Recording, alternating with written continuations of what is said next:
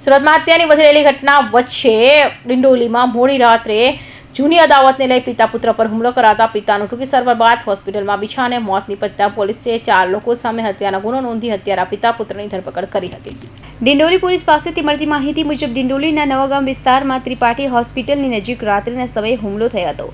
અહીં રામ બચ્ચન મોરિયા નામના વ્યક્તિ અને તેમના પિતરાઈ ભાઈ અભિષેક મોરિયા પર ચપ્પુ વડે ઘાતકી હુમલો કરાયો હતો। હુમલામાં રામ બચ્ચન મોરિયાને ગંભીર ઇજાઓ થતાં તેમનું ઘટનાસ્થળે જ મોત નીપજ્યું હતું, જ્યારે અભિષેકને ગંભીર ઇજા થતાં સારવાર માટે તાત્કાલિક હોસ્પિટલ ખસેડ્યા હતા। તો આ કેસમાં ડિંડોલી પોલીસે પિતા સુનિલ ભોલા ચૌધરી અને પુત્ર કુંદન સુનિલ ચૌધરીને ધરપકડ કરી હતી। આરોપી કુંદન અગાઉ પણ મારામારીના ગુનાઓમાં ઝડપાઈ ચૂકી છે। પોલીસ મુજબ ઘટનાનો મૂળ વિવાદ એટલો હતો કે મૃતકના પુત્ર અભિષેક મોરિયા આરોપી કુંદન અને તેની ટોળકી સાથે ફરવાનું બંધ કરવાનું નક્કી કર્યું હતું। આ વાત અભિષેક તેના મિત્રોને પણ જણાવી હતી, જેના કારણે આરોપી ગુસ્સે આવ્યા હતા અને તેમના પૂર્વ ગુસ્સાની અદાવતમાં હુમલો ચલાવ્યો હતો। આ સમગ્ર ઘટનાને લઈ સર્વેશ કુમાર જીતેન્દ્ર મોરિયાને ડિંડોલી પોલીસ મથકમાં ફરિયાદ નોંધાવી હતી।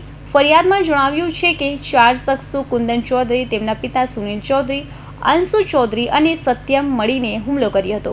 અત્યાર સુધીમાં પિતા સુનિલ અને પુત્ર કુંદનને પોલીસે પકડી પાડી છે, જ્યારે બાકી 2 આરોપીઓની શોધખોળ પોલીસની ટીમે લાગી છે। તો આ અંગે ડીસીપી ભગીરથ ગઢવીએ જણાવ્યું હતું કે પોલીસની પ્રાથમિક તપાસમાં પણ આ ખુલાસો થયો છે કે મૃતક રામ બચ્ચન મોરિયાએ અગાઉ પણ આરોપી સામે અરજી કરી હતી અને તેનો બદલો લેવા માટે આ હુમલો કરાયો છે। આ ગુનાની વધુ તપાસ પોલીસ ઇન્સ્પેક્ટર HJ સોલંકી કરી રહ્યા છે અને આરોપી વિરુદ્ધ કાયદેસરની કાર્યવાહી આગળ વધી રહી છે। સુરત શહેરના ડિંડોલી પોલીસ સ્ટેશન વિસ્તારમાં ગઈ શનિવારની રાતના એક બનાવ બન્યો હતો। આ બનાવમાં જે ભોગ બનનાર છે એમની હત્યા થઈ હતી, જેને લઈ પોલીસે હત્યાનો ગુનો નોંધી અને આગળની કાર્યવાહી હાથ ધરી હતી। પોલીસે તત્કાલ કાર્યવાહી કરી અને 2 વ્યક્તિઓ, એકનું નામ સુનિલ ચૌધરી અને એકનું નામ કુંદન સુનિલ ચૌધરી, આ બંને બાપ દીકરા છે। આ બંને જે આમાં કેસમાં આરોપી છે, બંનેની ધરપકડ કરી છે અને આગળની કાર્યવાહી અત્યારે ચાલુ છે। શા માટે હત્યા કરવામાં આવી હતી?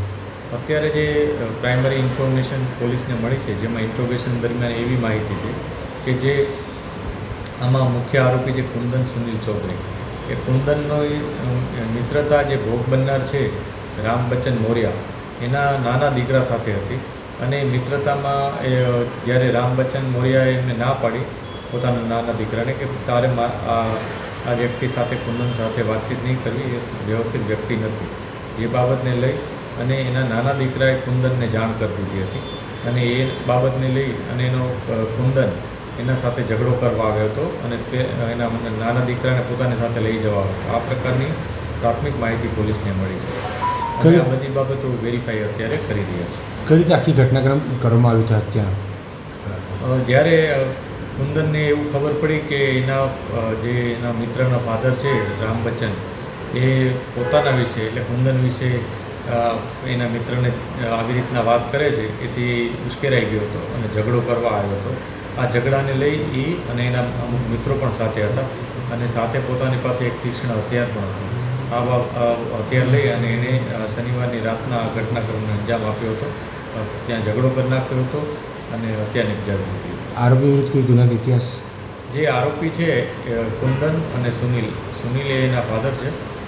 કુંદન પોતે અગાઉ BNS 115(2) મુજબના કેસમાં દોષી આરોપી તરીકે હતો, એના ઉપર પોલીસે એ વખતે કાર્યવાહી કરી હતી।